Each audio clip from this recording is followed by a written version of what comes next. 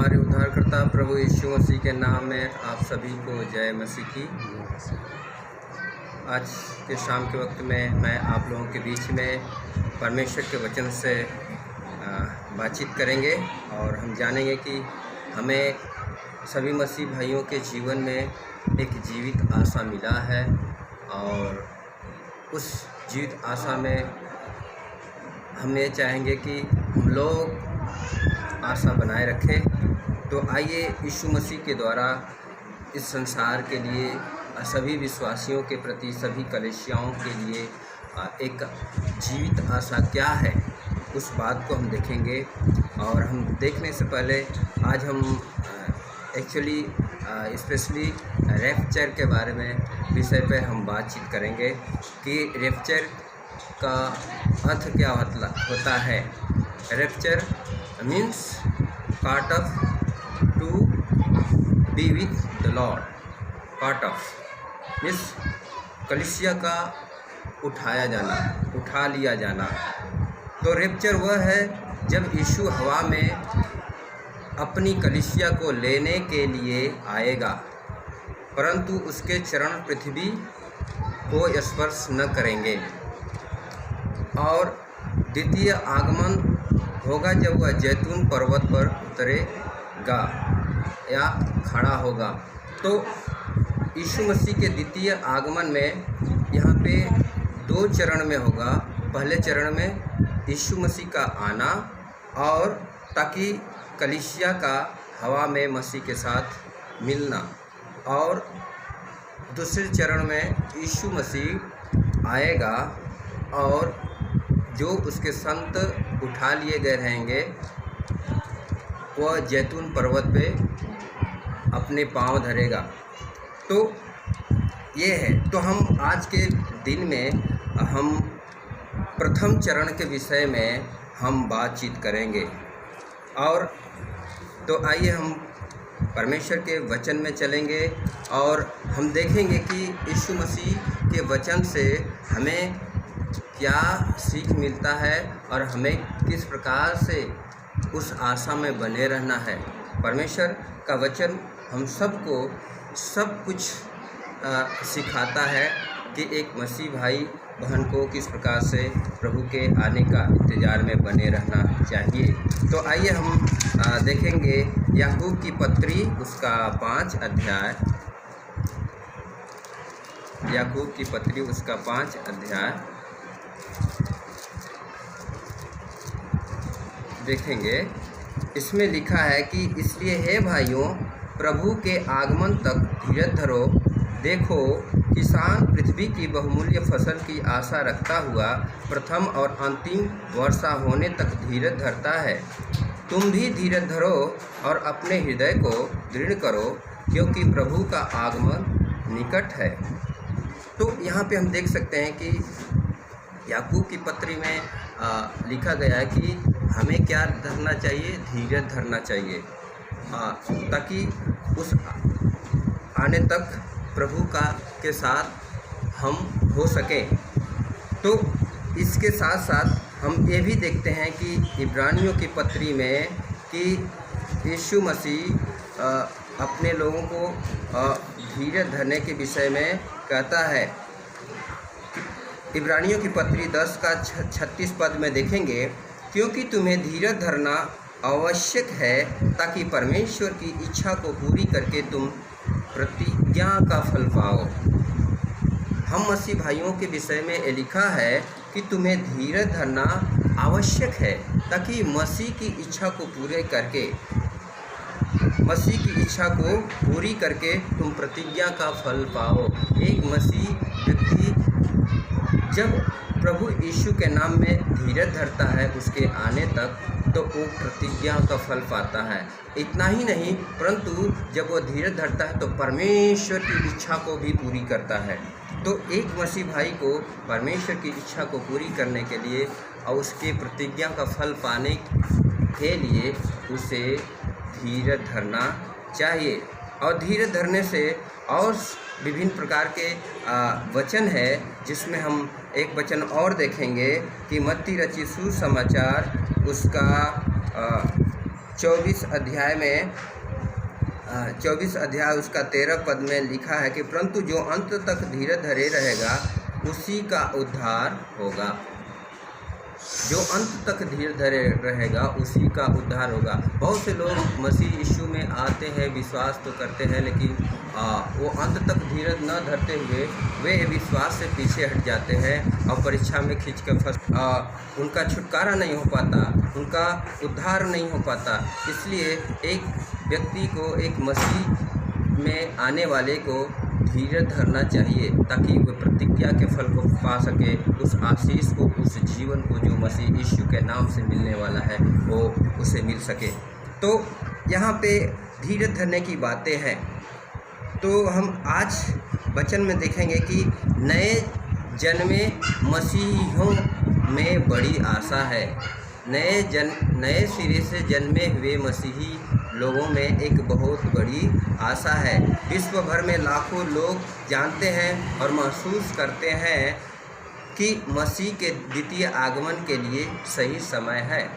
तो हम मसीह के द्वितीय आगमन में एक पहले चरण की बातें मैं बता रहा हूँ, क्योंकि मसीह जब आएगा तो कलीसिया को उठा लेगा।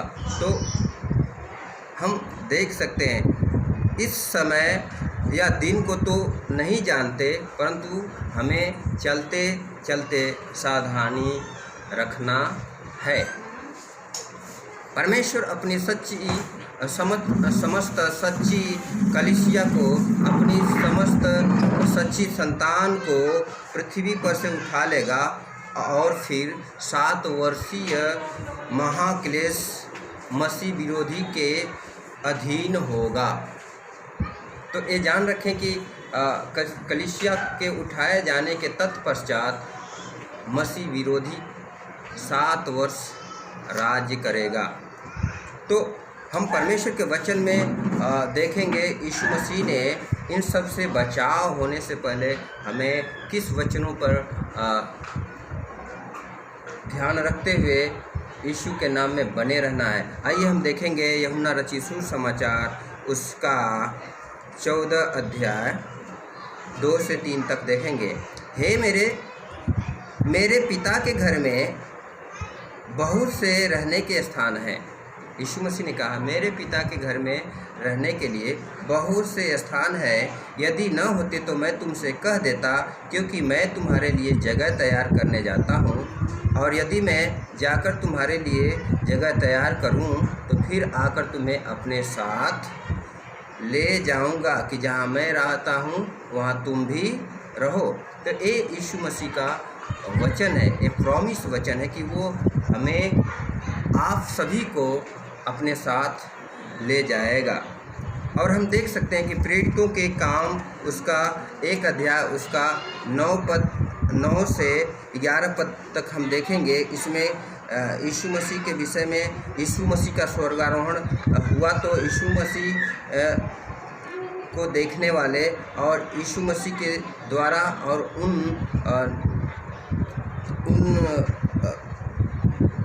स्वर्गदूतों के द्वारा क्या कहा गया हम पढ़ेंगे।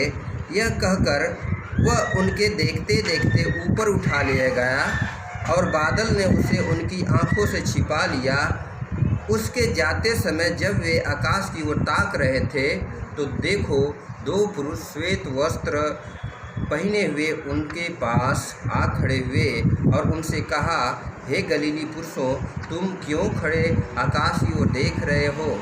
यही यीशु जो तुम्हारे पास से स्वर्ग पर उठा लिया गया है, जिस रीति से तुमने उसे स्वर्ग को जाते देखा है उसी रीति से वह फिर आएगा। तो यहाँ पे हम देख सकते हैं कि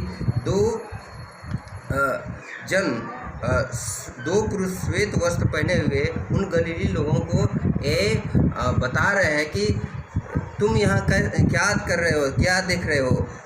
ये जान रखो कि जिस प्रकार से मसीह यीशु तुम्हारे आँखों के देखते देखते उठा लिया गया है उसी रीति से फिर दोबारा आएगा। हम देख सकते हैं कि इससे संबंधित मत्ती रचित सुसमाचार उसका 24 अध्याय का 36 पद हम देखेंगे। 36 से 44 तक हम देख सकते हैं। यहाँ पे लिखा है, यीशु मसीह ने खुद आप सभी लोगों से कहा कि जागते रहो, जागते रहो। यहाँ पे भी पढ़ना चाहूँगा, उस दिन और उस घड़ी के विषय में कोई नहीं जानता, न स्वर्ग के दूत और न पुत्र, परंतु केवल पिता। जैसे नूह के दिन थे वैसा ही मनुष्य के पुत्र का आना भी होगा। क्योंकि जैसे जल प्रलय से पहले के दिनों में जिस दिन तक कि नूह जहाज़ पर न चढ़ा, उस दिन तक लोग खाते पीते थे और उनमें विवाह होते थे, और जब तक जल प्रलय आकर उन सबको बहा न ले गया, तब तक उनको कुछ भी मालूम न पड़ा। वैसे ही मनुष्य के पुत्र का आना भी होगा। उस समय 2 जन खेत में होंगे, एक ले लिया जाएगा और दूसरा छोड़ दिया जाएगा। 2 स्त्रियां चक्की पीसती रहेंगी, एक ले ली जाएगी और दूसरी छोड़ दी जाएगी। इसलिए जागते रहो, क्योंकि तुम नहीं जानते कि तुम्हारा प्रभु किस दिन आएगा। परंतु यह जान लो कि यदि घर का स्वामी जानता होता कि चोर किस पहर आएगा, तो जागता रहता और अपने घर में सेंध लगने न देता। इसलिए तुम भी तैयार रहो, क्योंकि जिस घड़ी के विषय में तुम सोचते भी नहीं हो, उसी घड़ी मनुष्य का पुत्र आ जाएगा। तो हम देख सकते हैं कि जागते रहो, इसमें देख सकते हैं कि नूह के विषय में, कि नूह के समय में जब जल प्रलय होने वाला था, तो नूह ने प्रचार किया कि मन फिराओ, लेकिन लोगों ने मन नहीं फिराया। और वह दिन जब तक जल प्रलय नहीं हुआ था, तब तक खाते पीते रहे, ऐश की ज़िंदगी जीते रहे और उनमें विवाह शादियां होती रहीं। और यहाँ तक कि जब अंत का दिन आया, जल प्रलय का दिन आया, तब उनको समझ में आया कि वाकई में परमेश्वर का दास नूह किस लिए हम सभी को वार्निंग दे रहा था, अब किस परमेश्वर के विषय में प्रचार कर रहा था। और यहाँ तक कि यीशु मसीह का आना जब होगा, तो 2 में से एक उठा लिया जाएगा, एक छोड़ दी जाएगा, चाहे जहाँ भी रहे। तो या तो कलीसिया के झुंड में की बात हो रही है, या तो पारिवारिक, या कहीं आप जहाँ कहीं भी हो, वहाँ से सचमुच में परमेश्वर एक को छोड़ेगा, एक को उठा लेगा। तो इसका अर्थ नहीं है कि, इसका अर्थ यही है कि 50% को दिखाता है कि परमेश्वर 50% को ही उठा सकता है। इसलिए हे भाइयों, जागते रहो और अपने आप को तैयार करो कि आपका भी जीवन मसीह यीशु के साथ हो सके। और हम देखेंगे 1 कुरिन्थियंस उसका 15 का 51 से 58 तक। 1 कुरिन्थियों देखेंगे, देखो मैं तुमसे भेद की बात कहता हूँ, हम सब नहीं सोएंगे, परंतु सब बदल जाएंगे, और यह क्षण भर में पलक मारते ही अंतिम तुरही फूंकते ही होगा। क्योंकि तुरही फूंकी जाएगी और मुर्दे अविनाशी दशा में उठाए जाएंगे और हम बदल जाएंगे। क्योंकि अवश्य है कि यह नाशवान देह अविनाशी को पहन ले और यह मरणहार देह अमरता को पहन ले। और जब यह नाशवान अविनाश को पहन लेगा और यह मरणहार अमरता को पहन लेगा, तब वह वचन जो लिखा हुआ है पूरा हो जाएगा। जय ने मृत्यु को निगल लिया, हे मृत्यु तेरी जय कहाँ रही, हे मृत्यु तेरा डंक कहाँ रहा। मृत्यु का डंक पाप है और पाप का बल व्यवस्था है, परंतु परमेश्वर का धन्यवाद हो जो हमारे प्रभु यीशु मसीह के द्वारा हमें जयवंत करता है। इसलिए हे मेरे प्रिय भाइयों, दृढ़ और अटल रहो और प्रभु के काम में सर्वदा बढ़ते जाओ, क्योंकि यह जानते हो कि तुम्हारा परिश्रम प्रभु में व्यर्थ नहीं होगा। इसलिए हम देख सकते हैं कि इस वचन में कि ये जीवन, ये मरणहार शरीर अविनाशी दशा में उठाए जाएंगे। ये हम ये नाशवान देह अविनाशी को पहन लेगा, तो ये जीवन क्षण भर में पलक मारते ही ये बदल जाएगा, सब कुछ बदल जाएगा। तो इसलिए हमें मसीह के आने तक हमें अपने आप को तैयार करना है, जागते रहना है। और हम साथ ही साथ ये वचन को देखेंगे 1 थिस्सलुनीयंस चैप्टर 4 वर्स 13 to 17। 1 थिस्सलुनीकियों की पत्री 4 अध्याय का 13 से 17 तक देखेंगे। हे भाइयों, हम नहीं चाहते कि तुम उनके विषय में जो सोते हैं अज्ञानी रहो। ऐसा न हो कि तुम दूसरों के समान शोक करो जिन्हें आशा नहीं। क्योंकि यदि हम विश्वास करते हैं कि यीशु मरा और जी भी उठा, तो वैसे ही परमेश्वर उन्हें भी जो यीशु में सो गए हैं उसी के साथ ले आएगा। क्योंकि हम प्रभु के वचन के अनुसार तुमसे यह कहते हैं कि हम जो जीवित हैं और प्रभु के आने तक बचे रहेंगे, सोए हुओं में से कभी आगे न बढ़ेंगे। क्योंकि प्रभु आप ही स्वर्ग से उतरेगा। उस समय ललकार और प्रधान दूत का शब्द सुनाई देगा और परमेश्वर की तुरही फूंकी जाएगी, और जो मसीह में मरे हैं वे पहले जी उठेंगे। तब हम जो जीवित और बचे रहेंगे उनके साथ बादलों पर उठा लिए जाएंगे कि हवा में प्रभु से मिले, और इस रीति से हम सदा सर्वदा प्रभु के साथ रहेंगे। तो हम देख सकते हैं कि जो मसीह में मरे हुए हैं वो पहले जी उठेंगे, और जो जीवित है वो उठा लिए जाएंगे। तो ये है यीशु मसीह के पुनर्आगमन के समय में ये घटना होगा, और ये कभी भी हो सकता है। एक कभी भी हो सकता है। प्रकाशित वाक्य 3 का 3 हम देखेंगे, यह कभी भी हो सकता है। प्रकाशित वाक्य 3 का 3। इसलिए यह स्मरण करो कर कि तूने कैसी शिक्षा प्राप्त की और सुनी थी, और उसमें बना रह और मन फिरा। यदि तू जागृत न रहेगा तो मैं चोर के समान आ जाऊंगा, और तू कदापि न जान सकेगा कि मैं किस घड़ी तुझ पर आ पड़ूंगा। तो यीशु मसीह कभी और किसी भी समय आ सकता है। और पहला थिस्सलुनीकियंस चैप्टर 5 वर्स 4 to 6 में देखेंगे, पर हे भाइयों, तुम तो अंधकार में नहीं हो कि वह दिन तुम पर चोर के समान आ पड़े। क्योंकि तुम सब ज्योति की संतान और दिन की संतान हो। हम न रात के हैं न अंधकार के हैं।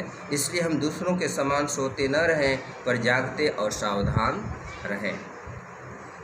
और लास्ट में थोड़ा सा ही हम एक वचन और रख करके हम आप से इस वचन को ख़त्म करेंगे, मैसेज को। आशा और शांति का संदेश क्या है? पहला थिस्सलुनीकियों उसका 4 का 18 हम देखेंगे। क्या लिखा है कि इस प्रकार इन बातों से एक दूसरे को शांति दिया करो। तो जो ये वचन प्रभु यीशु मसीह के आने से जो रैप्चर का समय होगा, और उस रैप्चर होने के से पहले ही ये सब घटना होने वाली है, जो इस वचन के द्वारा मैं इस मैसेज के थ्रू आप लोगों के सम्मुख रख रहा हूँ। तो हमें प्रभु यीशु ने ये सिखाया है कि हम इस वचन के द्वारा आप सभी को, एक दूसरे को शांति दिया करूं। और यही है कि तीतुस 2 का 13 में हम देखेंगे। तीतुस 2 का 13 में,